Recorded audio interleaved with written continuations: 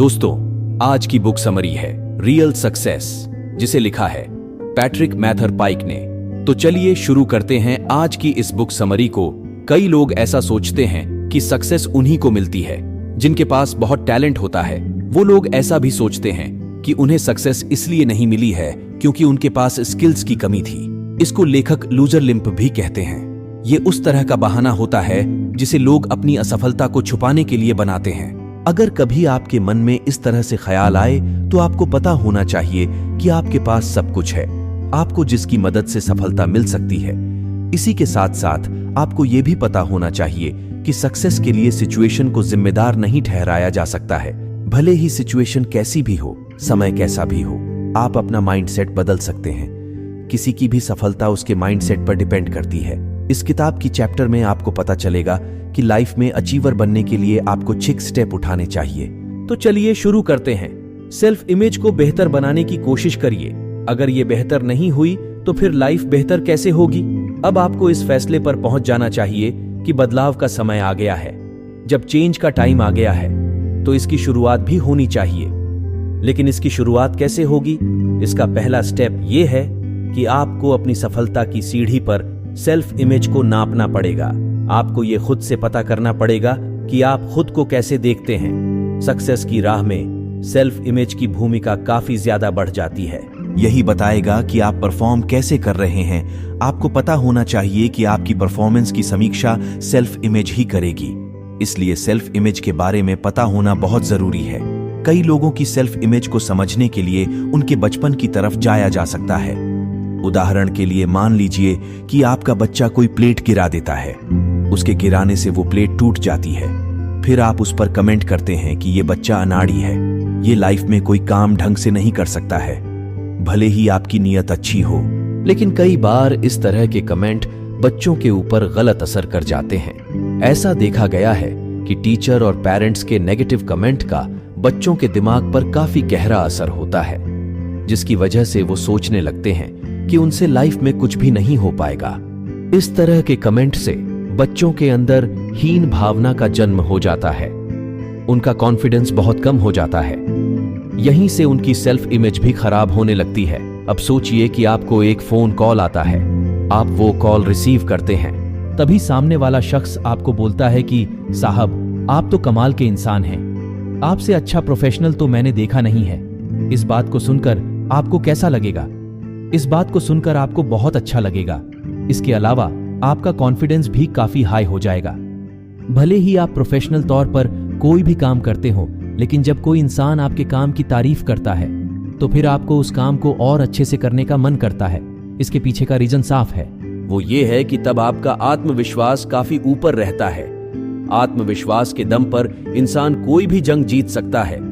लेकिन यह भी सच है कि सेल्फ इमेज अच्छा बनाना इतना आसान नहीं है, वो भी खासकर बच्चों के लिए जिन्हें पेरेंट्स, टीचर के अलावा सोसाइटी की तरफ से भी प्रेशर झेलना पड़ता है।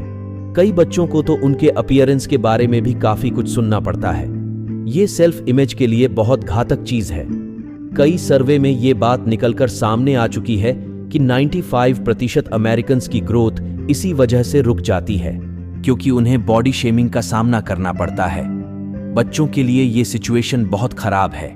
अगर आपकी सेल्फ इमेज अच्छी नहीं है तो फिर आपकी प्रोफेशनल लाइफ भी अच्छी नहीं हो सकती है। इसके लिए आप किसी भी सेल्समैन का एग्जाम्पल ले सकते हैं जिसकी सेल्फ इमेज खुद की ही नजर में अच्छी ना हो। उसे हमेशा रिजेक्ट होने का डर लगा रहता है। उसे ये भी डर रहता है कि उसकी टीम उसे अच्छा नहीं समझती है। अब आप सोचिए कि कोई सेल्समैन इतने कम आत्मविश्वास के साथ क्या ही प्रोडक्ट बेच पाएगा। जब तक कोई भी इंसान खुद को एक्सेप्ट नहीं कर सकता है तो फिर दूसरे उसे कैसे एक्सेप्ट करेंगे?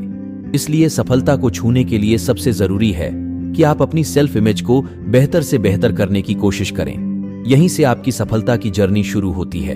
क्या आपको कभी किसी ऐसे सक्सेसफुल प्रोफेशनल के बारे में पता चला है जिसे काम से घर जाने की हमेशा जल्दी रहती हो? ऐसा नहीं हो सकता है। उसके पीछे का रीजन ये है कि सक्सेस के लिए बहुत ज्यादा हार्ड वर्क की जरूरत होती है। कहा भी जाता है कि मेहनत का कोई ऑप्शन नहीं हो सकता है। ऐसा भी होता है, लेकिन वो मजाकिया ही है कि किसी को बिना मेहनत के ही सफलता मिल जाए। फिल्म इंडस्ट्री में आप स्टार्स के बच्चों के साथ ऐसा देख भी सकते हैं, लेकिन वो असलियत में मजाक ही है। वैसी सफलता की कद्र दुनिया में कोई नहीं करता है। इसलिए आपको अपनी सफलता की कहानी मेहनत के दम पर ही लिखनी चाहिए। तभी आप दुनिया के आकाश में सितारे की तरह चमकेंगे।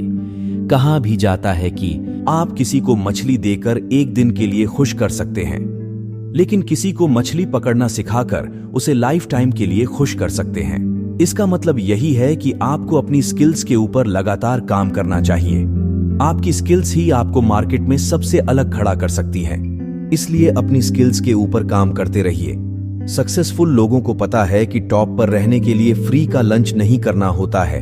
आपके पास इतना टाइम ही नहीं रहना चाहिए कि आप फ्री के आइटम का इंतजार कर सकें। सक्सेसफुल लोगों के लिए टाइम का महत्व बहुत अधिक होता है। उनके लिए टाइम की वैल्यू पैसों से भी ज्यादा होती है।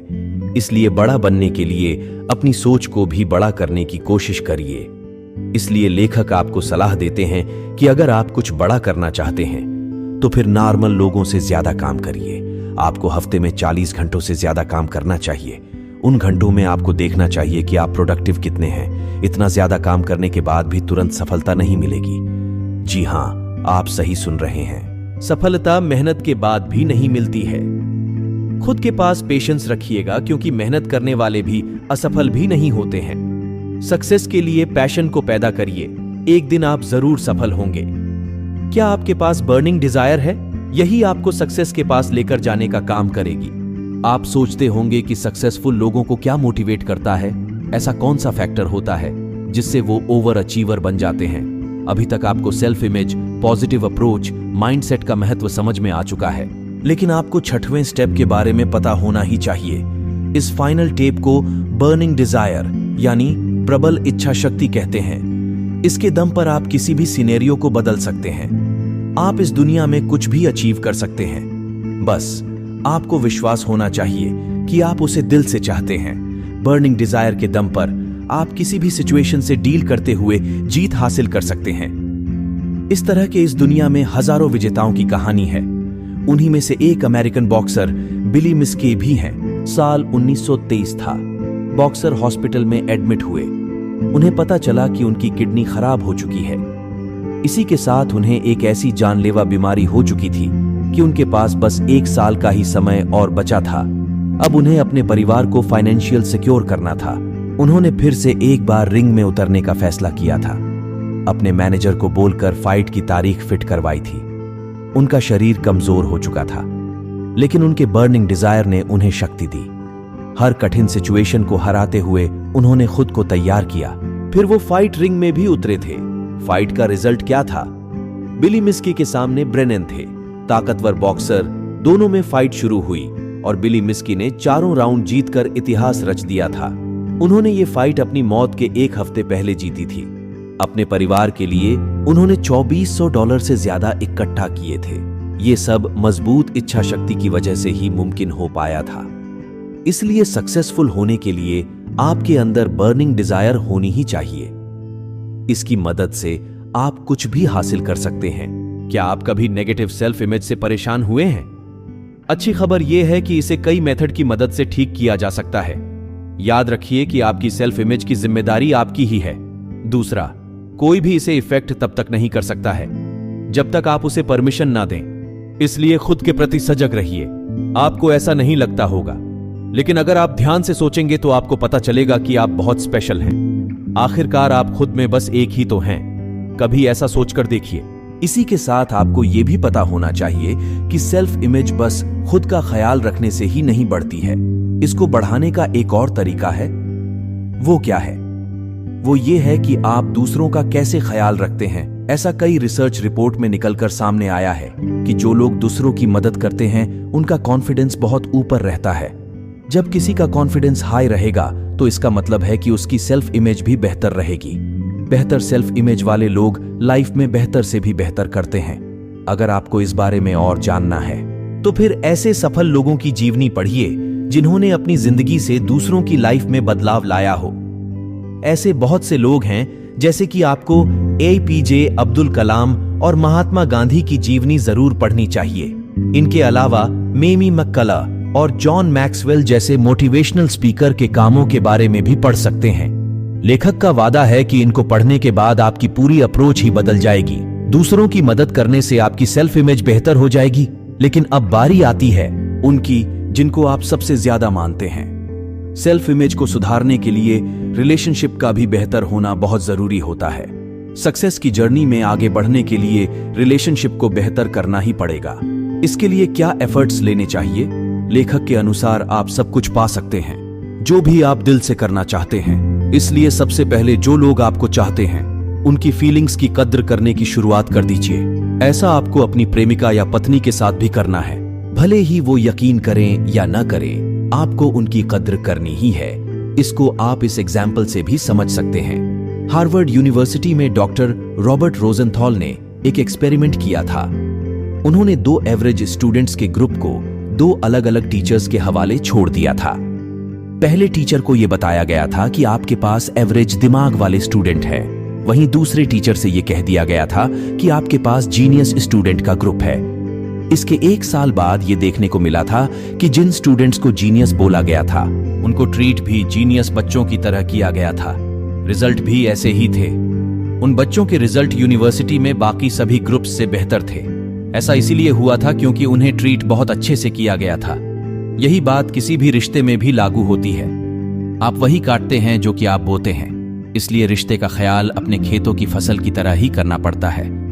ऐसा देखा जाता है कि कई लोग स्ट्रेंजर्स से बहुत प्यार से बात करते हैं लेकिन अपने पार्टनर से प्यार नहीं दिखाते हैं। इसकी वजह से कई रिश्ते खराब हो जाते हैं। आज के समय शादियों के टूटने के पीछे भी लैक ऑफ कम्युनिकेशन ही है। जब आपकी रिलेशनशिप अच्छी नहीं होगी तो फिर आपका माइंड भी शांत नहीं रहेगा, जिसका सीधा असर आपके काम पर पड़ेगा। इसलिए इस चैप्टर के माध्यम से लेखक कहते हैं कि सक्सेस की तरफ वाली राह में रिलेशनशिप का अच्छा होना बहुत जरूरी है। रिलेशनशिप को बेहतर करने के लिए जरूरी है कि आप अपने माइंडसेट को बदलने की कोशिश करिए। लाइफ को सक्सेसफुल रोड की तरफ ले जाने के लिए गोल्स का होना बहुत जरूरी है। लेकिन लोगों के सामने सवाल यही रहता है कि आखिर गोल्स को सेट कैसे करना है। याद रखिए कि अगर आपके पास क्लियर गोल रहेगा तो फिर आपकी लाइफ भी स्पेसिफिक और क्लियर रहेगी। गोल्स को पूरा करने के लिए हार्ड वर्क और कंसंट्रेशन की जरूरत पड़ती है। गोल कैसे सेट किए जा सकते हैं? गोल को सेट करते समय पहली चीज आपको याद रखनी है कि ये स्पेसिफिक होने चाहिए, जितना स्पेसिफिक हो सके। मान लीजिए कि आपका 1 साल का गोल वजन कम करना है, तो फिर आपको इसे स्पेसिफिक बनाने के लिए पता होना चाहिए कि कितना वजन कम करना है। दूसरा स्टेप होता है कि आपको पता होना चाहिए कि आपके पास टाइम कितना है। किसी भी गोल को अचीव करने के लिए खुद के लिए एक समय सीमा तय करनी चाहिए। कोशिश करिए कि हर बड़े गोल के लिए कम से कम 1 साल का समय तो तय करिए। इन 2 स्टेप के साथ अपने गोल्स को लिखने की शुरुआत कर दीजिए। भले ही गोल फाइनेंशियल, करियर, आध्यात्मिक, पारिवारिक जैसा भी हो, उसको पूरा करने के लिए आपके पास रोड मैप तैयार रहना चाहिए। अपने बड़े लक्ष्य को पाने के लिए उन्हें छोटे छोटे टुकड़ों में बांटने की आदत डाल लीजिए। ऐसा ही कुछ इस किताब के लेखक ने भी अपने गोल्स को अचीव करने के लिए किया था।